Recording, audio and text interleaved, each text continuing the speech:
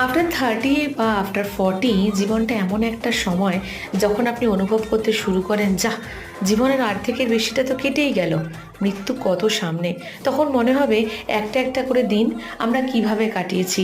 জন্মের পর থেকে একটা একটা করে দিন আমরা ক্লাসে পাশ করতে, তারপরে নিজেকে প্রতিষ্ঠার জন্য একটা চাকরি পেতে, তারপর বিয়ে, তারপর সন্তানকে মানুষ, এবং একটা সময় গিয়ে আমরা নিজেদেরকে খুঁজে পাই যখন আমরা পরিবারের একজন দায়িত্বশীল মানুষ, যেখানে সবার জন্য করতে হবে, ভাবতে হবে, আর অনেক ভালো রাখতে হবে সকলকে।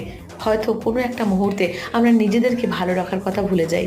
তাই এরকম একটা সময় যখন এরকম একটা বন্ধু মহল পাওয়া যায়, যারা কিনা তাদের নিজেদের জীবনের সমস্ত সমস্যাগুলোকে ওই খানিক মুহূর্তের জন্য দূরে ঠেলে ফেলে দিয়ে নাচে গানের সঙ্গে মেতে ওঠে, আপনিও মেতে দেখুন, সত্যি সত্যি ভুলতে পারবেন দুঃখ দুর্দশা সেই মুহূর্তের জন্য।